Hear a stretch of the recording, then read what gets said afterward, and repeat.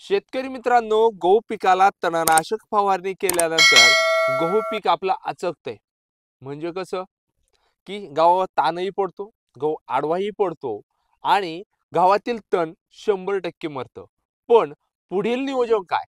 तर ह्या व्हिडिओमध्ये मी तुम्हाला गहू पिकाच्या रेकॉर्ड ब्रेक फुटव्यांसाठी महत्त्वाची काही NPK खतं आणि गहू पिकाला पहिली महत्त्वाची फवारणी, जेणेकरून गहू पिवळा पडलाय, गव्हाचे फुटवे निघत नाही आणि गहू पीक म्हणावं असं डेव्हलप होत नाही. तर ही तातडीची आणि महत्त्वाची माहिती तुमच्या समोर घेऊन आलेलो आहे. जय शिवराय.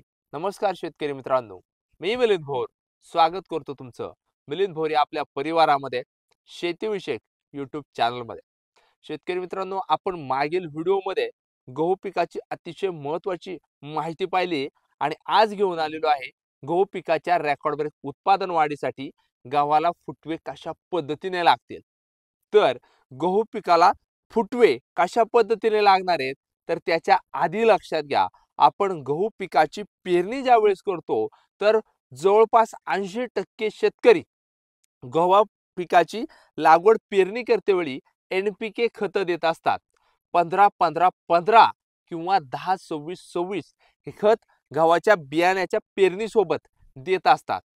पण पुढे जाऊन वातावरणामधील बदल थोडासा होतो, गहू पिवळा पडलेला दिसतो, तणनाशक फवारणी केल्यानंतर गहू आचकलेला दिसतो.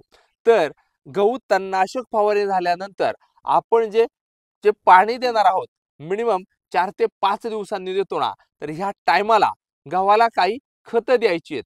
ही खतं देतेवेळी आपल्याला नत्र, स्फुरद आणि पालाश हे तिन्ही घटक यामध्ये असणं गरजेचं असतं. तरी पण आपल्याला यामध्ये काय घ्यायचंय, 25 किलो युरिया 1 एकरसाठी. तर यामध्ये आपल्याला 15-15-15 किंवा 14-35-14 ही खत घ्यायचे. 1 एकरसाठी आपल्याला मिनिमम 100 किलो याप्रमाणे वापरायचे. म्हणजे लक्षात घ्या, आपल्याला गव्हाची तणनाशक फवारणी झाल्यानंतर जे पाणी देणार आहोत, लगेच पाणी नाही द्यायचं, 4-5 दिवसांनी पाणी द्यायचं. यामध्ये 25 किलो युरिया घ्यायचा आहे आणि यामध्ये 14-35-14 एकरी 100 किलो याप्रमाणे घ्यायचंय. हा 125 किलो खताचा डोस आपल्याला या गहू पिकाला देणं गरजेचं आहे. आता शेतकरी मित्रांनो, यामुळे काय होणार आहे, तुमच्या जे काही गव्हाचे आहेत ह्या फुटव्यांची संख्या जास्त प्रमाणे वाढणार आहे. जी पिवळेपणा तुमच्या गावात दिसत असेल हा येणार नाही. जो काही तांबेरा रोग पण देखील येत होता, आता कमी स्वरूपात झाला, हा देखील नाही येणार. कारण तुमच्या गव्हाला जी काळोखी आहे ना, माझ्या गावासारखी झालेली एकंदरीत दिसून येणार. आणि निश्चितच जेवढा फुटवा तेवढीच ओंब्यांची संख्या जास्त. म्हणजे जिथं 10 क्विंटल जर गहू निघत होता, निश्चित स्वरूपात 15 क्विंटल निघायला काही हरकत होणार नाही. आता गहू पिकाला जी पहिली महत्वाची फवारणी किंवा तणनाशक फवारणी झाल्यानंतर जी आपण खत व्यवस्थापन केल्यावर पाणी भरणार आहे, त्याच्यानंतर वापसा कंडिशन म्हणजे ओल्या रानातच ही फवारणी करायची, ती पण देखील फुटव्यांसाठी. तर ही करतेवेळी आपल्याला काय घ्यायचं, तर लक्षात घ्या, आपल्याला यामध्ये घेत असताना झिंक पहिलं घ्यायचे. कारण काही काही ठिकाणी पिवळेपणा गहू पिकाला दिसत असतो. तर यामध्ये आपल्याला प्रभावी असं कीटकनाशक घ्यायचं. कीटकनाशक काय घ्यायचे आणि कोणतं घ्यायचे, तर लक्षात घ्या, गहू पिकामध्ये काळ्या माव्याचा आपल्याला अटॅक जास्त प्रमाणे होतो. इतर अटॅक कोणत्याही माव्याचा किडीचा होत नाही. हा काळा मावा जर तुम्ही अशा पद्धतीने हात लावून पाहिला तर गव्हाला आपल्याला असा चिकट चिकट वाटलेला दिसतो आणि याचा अटॅक जास्त प्रमाणात झाला, गव्हाचं उत्पादन घटतं. त्यासाठी आपल्याला घ्यायचे प्रोपेक्ट सुपर. प्रति पंपासाठी 30 ते 40 मिली याप्रमाणे घ्यायचे. तर यामध्ये घेत असताना आपल्याला एखादं खत देखील घ्यायचं.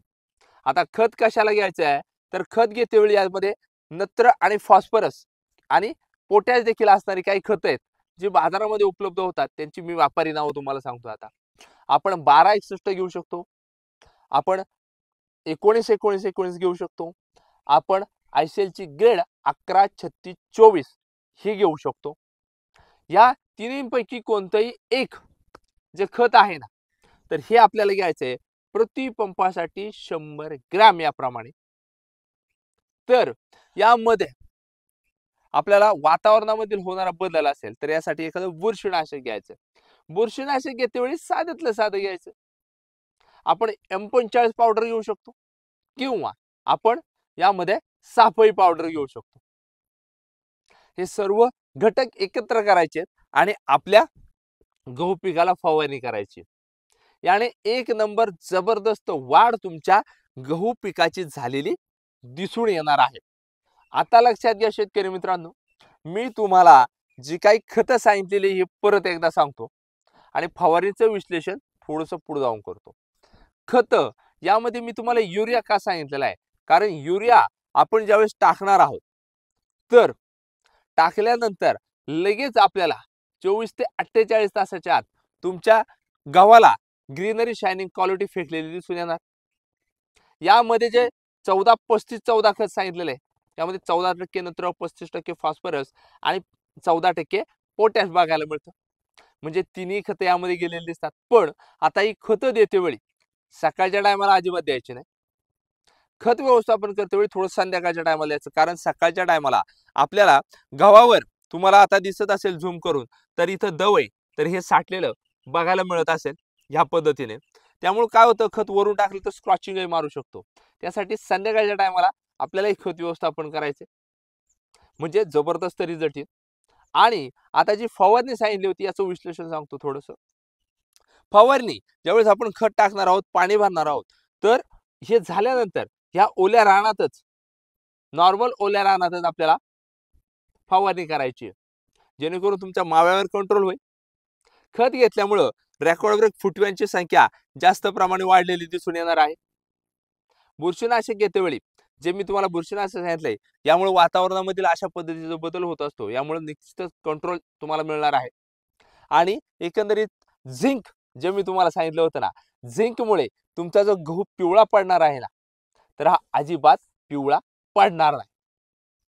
आणि ह्या अशा पद्धतीचं जे नियोजन आहे तर स्टेप बाय स्टेप आपल्याला फॉलो करणं गरजेचं आहे. कारण लक्षात घ्या, गहू पिकाला जेवढे रेकॉर्ड ब्रेक फुटवे निघतील ना तेवढ्याच रेकॉर्ड ब्रेक ओंब्या पडलेल्या दिसून येणार आहे. आणि जेवढ्या जास्तीत जास्त ओंब्या तेवढंच गहू पिकाचं भरघोस असं उत्पादन वाढलेलं निश्चितच दिसून येणार आहे. त्यामुळे शेतकरी मित्रांनो, सध्याच्या टायमाला भरपूर साऱ्या शेतकऱ्यांनी गहू पिकाची लागवड केलेली आहे आणि गहू पिकाला तणनाशक फवारल्यानंतर जो गहू आचकतो आपला, पिवळा पडतो, खाली पडतो आणि एकंदरीत जोमदार वाढ दिसून येत नाही, तर हे महत्वाचं खत व्यवस्थापन फुटव्यांसाठी आणि महत्वाची फवारणी फुटव्यांसाठी. हे अशा पद्धतीचं नियोजन करा आणि गहू पिकाचं रेकॉर्ड ब्रेक उत्पादन अवश्य काढा.